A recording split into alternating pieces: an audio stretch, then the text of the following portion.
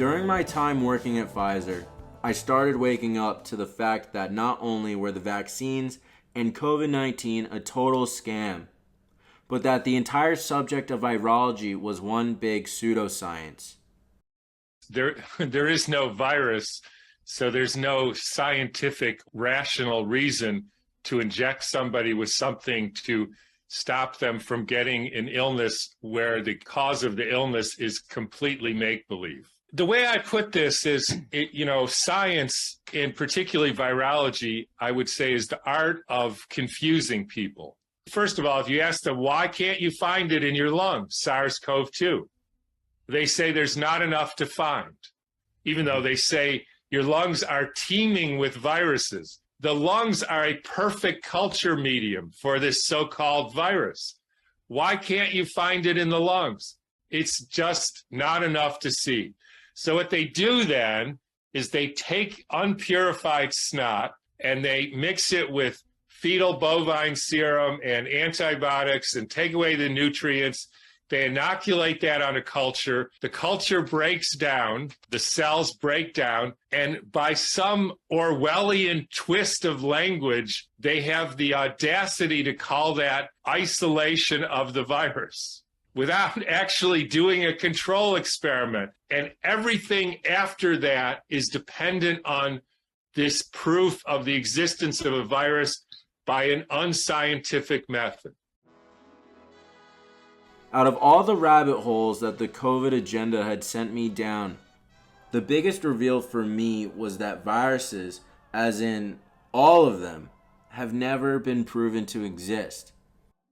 Christine Massey, an independent researcher in Canada, has proven that the isolation and purification of SARS-CoV-2 is nowhere to be found.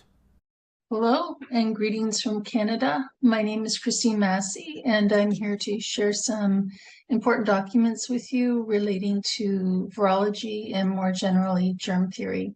What I have on my website, if you click where you see COVID-19 FOI responses, and what these documents are is freedom of information responses to seek records that would be necessary in order for anyone to show the existence of the alleged COVID-19 virus. And if somebody actually wanted to conduct science and show that there's a virus that is infecting people, they would need to actually find it. And in order to sequence and characterize a particle and study it so that with controlled experiments, which is the foundation of scientific method, you would have to actually have a sample of this alleged virus to work with. And if nobody has a sample of the alleged virus, then nobody can have conducted any science.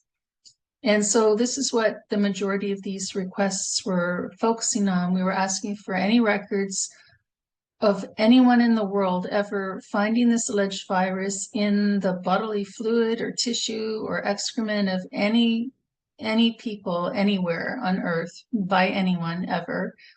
And to date, we have responses from 216 different institutions in 40 different countries. And so far, no one has been able to provide us with even one record. They can't provide us with even one record, and they can't cite any record.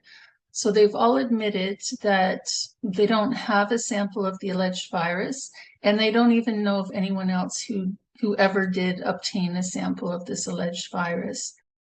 Christine has done this with numerous other viruses such as SARS, H5N1, H1N1, MERS, Ebola, and HIV.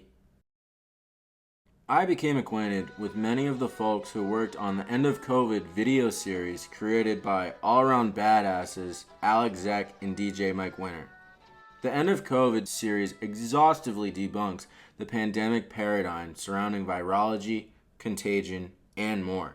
The series highlights such doctors and researchers as Dr. Amanda Vollmer, Dr. Andy Kaufman, and Dr. Sam Bailey. When we critique virology, we address their top-level journals, institutes, and virologists and break down their various claims, sentence by sentence. We analyse every aspect of the literature, including isolation, electron microscopy, antibodies, PCR, genomics, human and animal studies, epidemiology, Fauci's emails, patents and grants involving, quote, coronaviruses, DARPA documents, and the ridiculous Project Veritas, quote, expose with the dropped term directed evolution. And none of it provides scientific evidence of viruses. Unfortunately, their fear-invoking claim that a pathogen could wipe out humanity is exactly the narrative that the establishment are pushing. The cabal and the medico-pharmaceutical industry are the beneficiaries when people believe in the concept of microbial contagion. Just as we have pointed out that the emperor has no clothes when it comes to viruses and pathogens, they are narratives to encourage entire populations to behave a certain way. The entire thing relied on the acceptance of virologist claims and their imaginary viruses. It was a fairy tale they taught us all at medical school. But when we researched the claim for ourselves, we discovered that none of their experiments supported the germ hypothesis. In fact, they refuted it.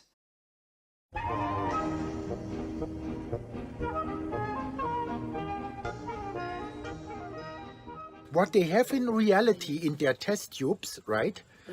They have nothing. How could a vaccine be made to cure a disease, which is caused by a virus that has never been isolated or even shown to exist? In short, it can't. It took me a while to fully wake up to this enormous lie, but awaken I did.